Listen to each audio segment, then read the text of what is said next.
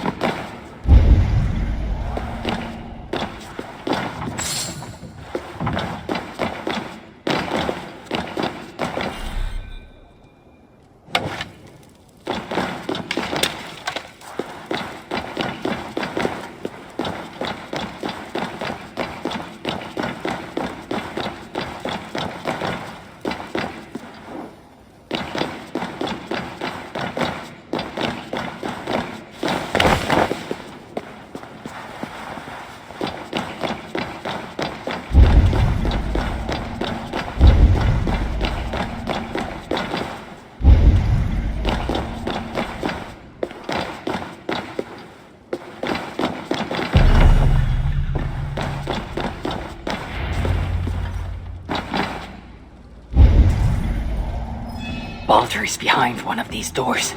Locked cells. I must find the proper keys.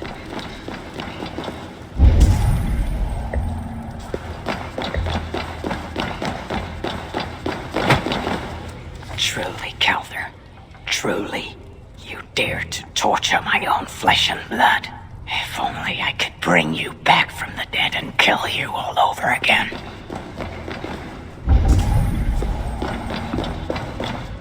This written in Baldr's hand. No light, but only darkness visible. Revealing sights of woe. Realms of endless agony. This hopelessness.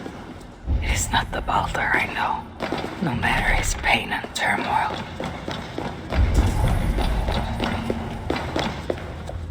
This blood trail. Whoever was dragged here was badly wounded. Yet he was strong. It took at least 4 jailers to hold him. There, beyond that door, lies the dark heart of the prison. And my son.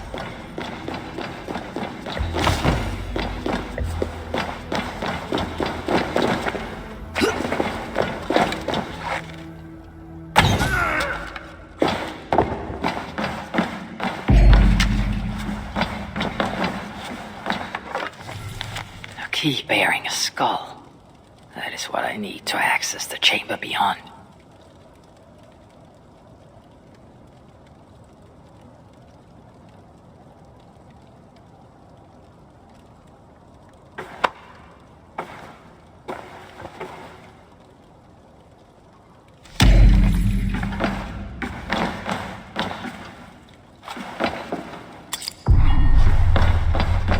One of the many prison keys.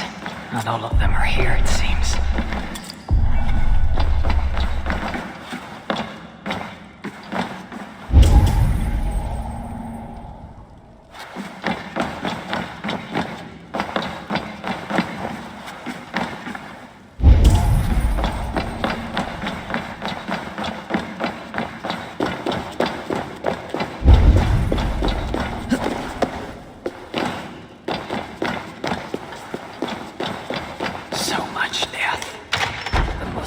Don't take no for an answer.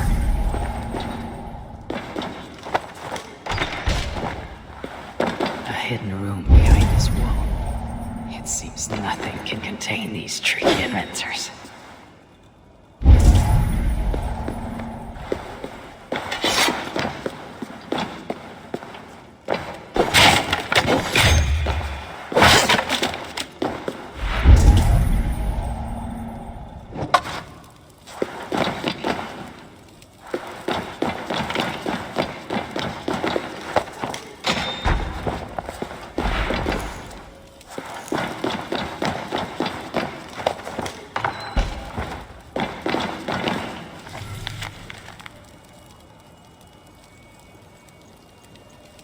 I guess I'll touch every piece of paper I find lying around.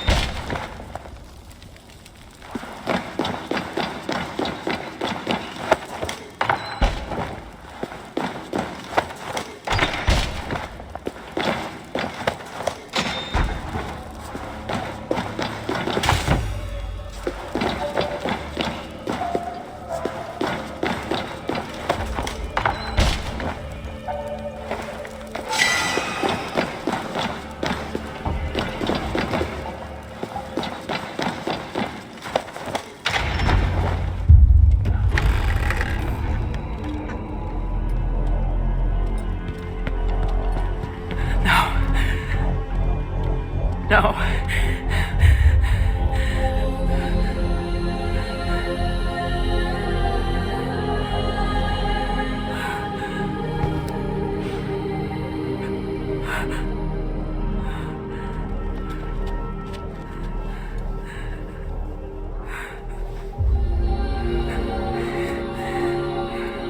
The High One brought low mistletoe, symbol of hope, renewal, but not for Baldur. We forced so many drafts down his gullet. His torment was quite beautiful. Blind fool. You never saw what was in front of you. Here is your child. His light gone before you even set foot here. And the rest of him, it now skulks in Helheim.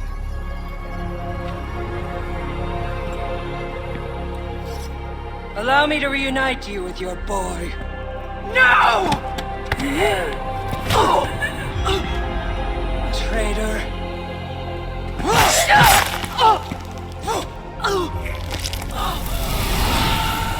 You were never worth my effort.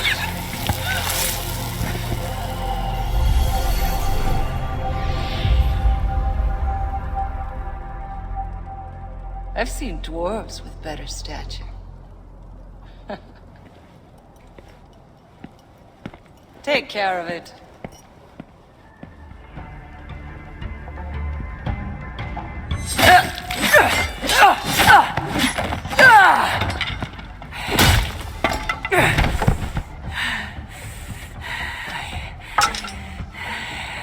Damn you, Asa!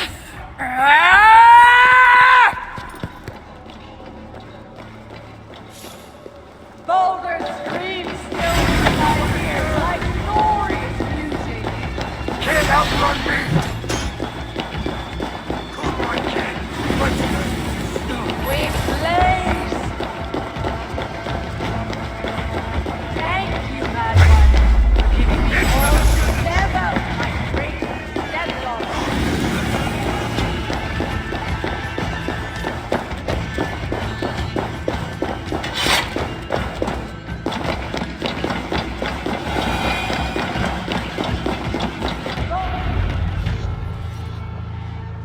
Finally, the hero of Asgard.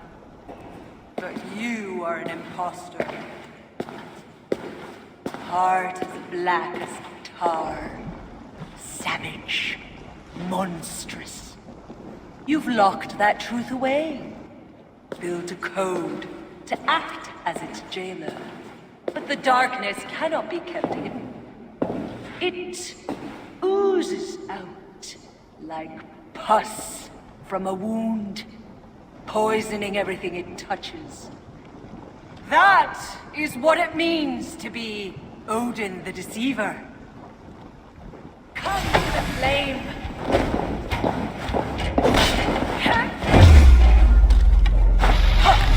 You pluck and scratch like an old hen.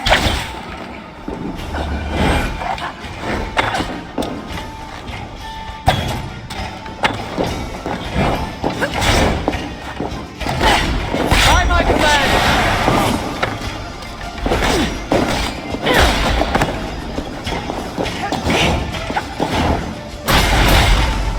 You will pay! If you're going to fight, fight!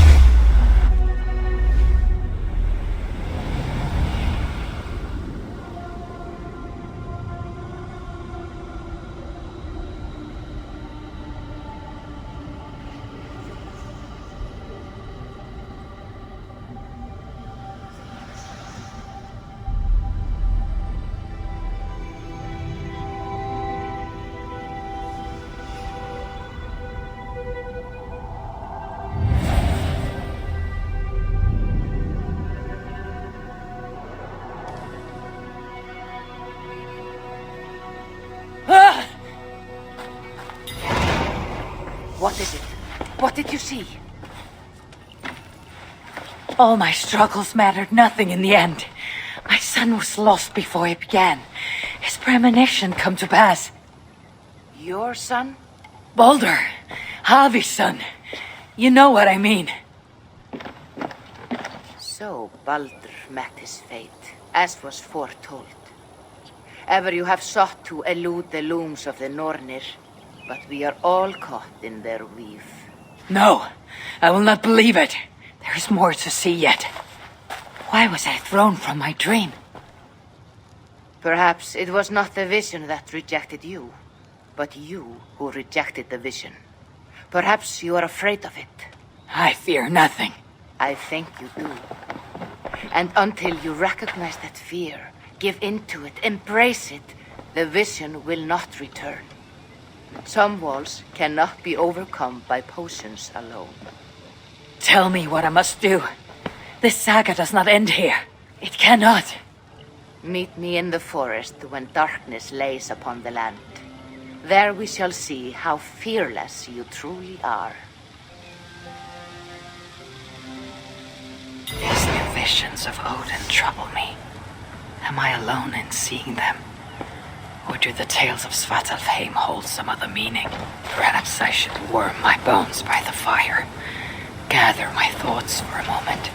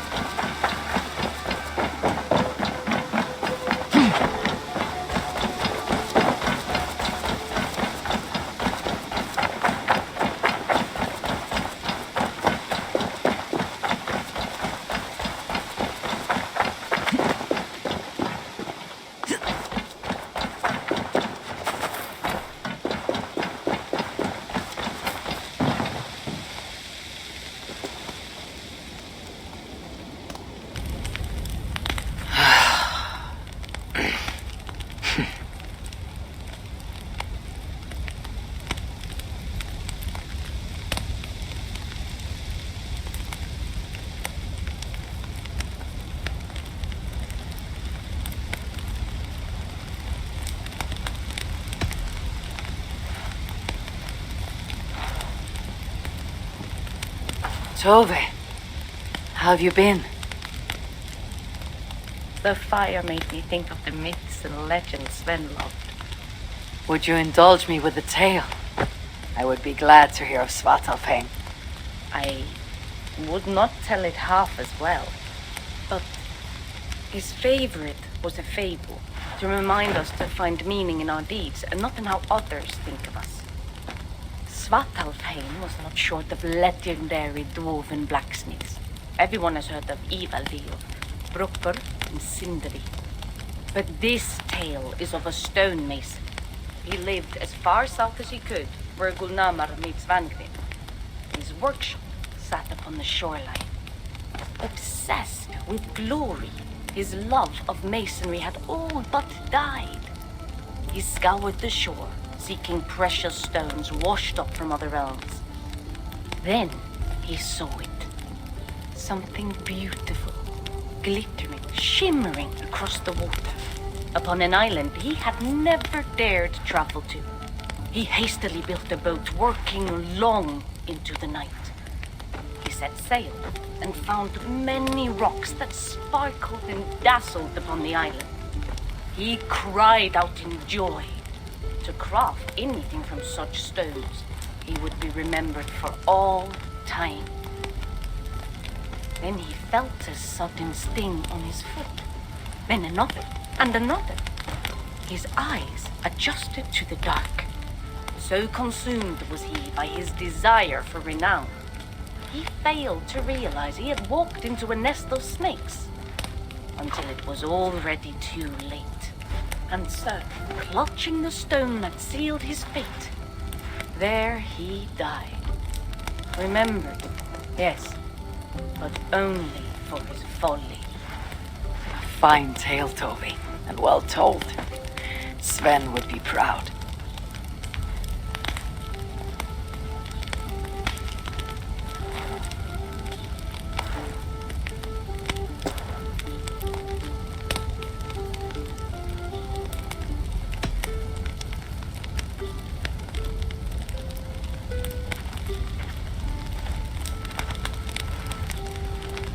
Are you and Richard well?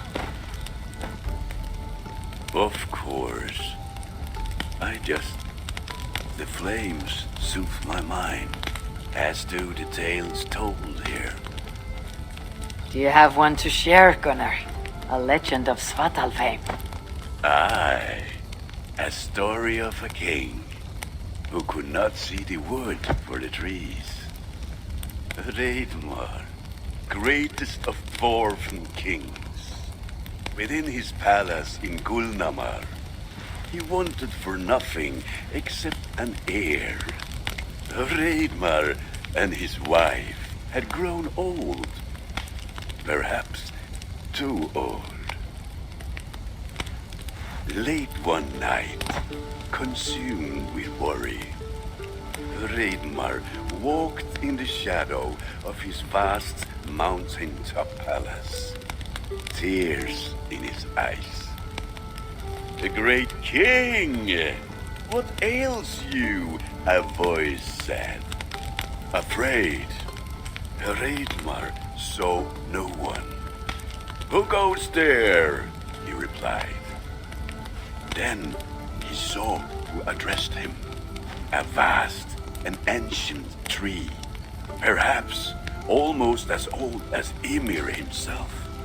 Reidmar sat upon its roots and told the tree he feared he was too old to give his subjects the legacy they deserved. The tree was so moved, it wept and offered its tears to Reidmar. "Drink, great king," it said, "and your woes shall be washed away." Reidmar observed the grass, the meadows, the leaves of the tree. His subjects' happiness could be seen in how they cared for the land. His legacy was all around him. Reidmar felt at ease, realizing he had everything he needed, and asked that the land receive the tree's gift instead. The tree's happy tears flowed evermore, enriching the land. 9 moons passed, and a baby's cry rang through Reidmar's palace. Long would dwarves place gifts in the weeping tree's roots, in memory of Reidmar and his kindness that shaped all he touched. All things happen when they should, old friend. I hope so.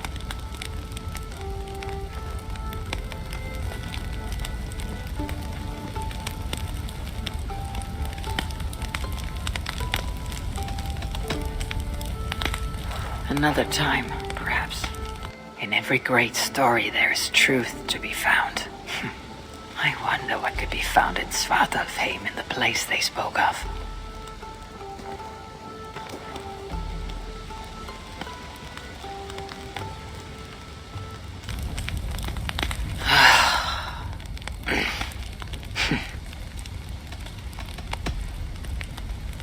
Eivor! I am troubled by visions of Odin. Aha! Which is how Thor flooded Sparta. Thor, fast to act, but not so fast to think, would stomp and thump and fight and bump everywhere he and Mjolnir should go. One day, he fought a giant in Jotunheim with such ferocity that Thor's killing blow was felt through all 9 realms. The ground shook. mountains rose up, hills tore apart, creating canyons, and north of Svaladal, the massive lake that housed the springs of Yggdrasil split open, flooding all of Svartálfaheimr. The dwarf king, Hreidmar, acted swiftly. He built 3 mighty dams, preventing further damage to his realm, working alongside his beloved subjects. So surprised was one builder to see the great king working as an equal that he slipped, tumbling into the raging waters below.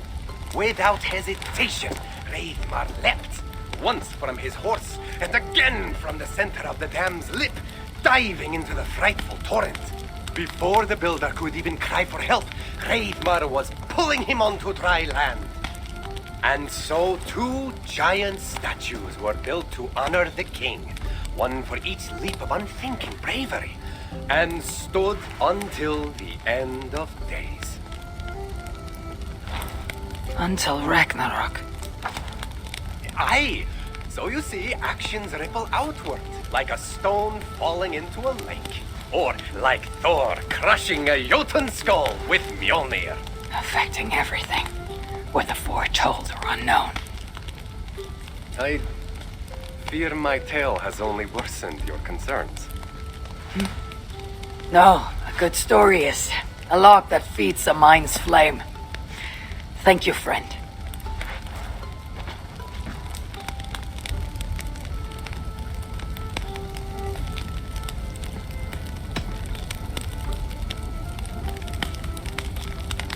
I hear you seek tales of Svartálfaheimr.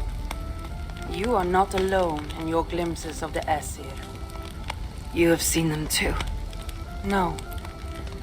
Only the power the visions hold, and their effect on those once held dear. You speak of Sigurd. Do you want my tale or not?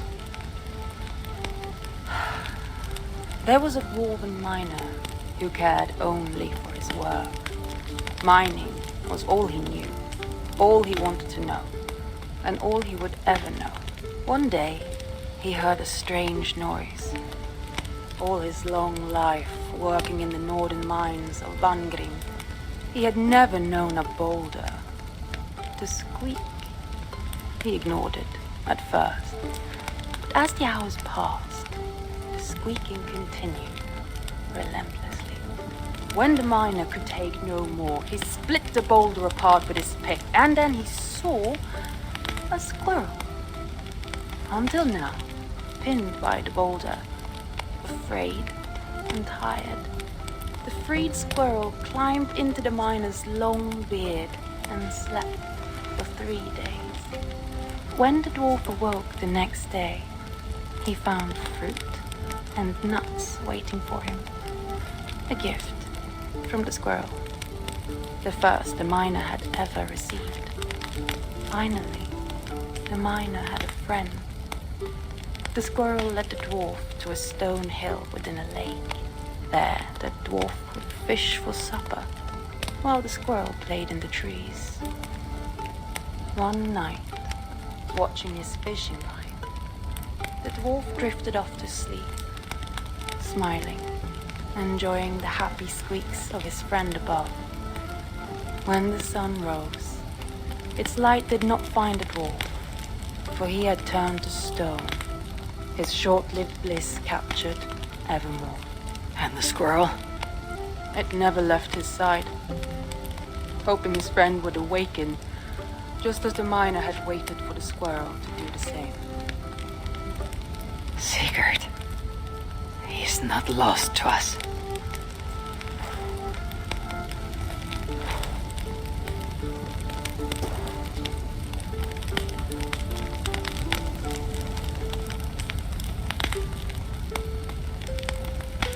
In every great story there is truth to be found. I wonder what could be found in Svartálfaheimr in the place they spoke of.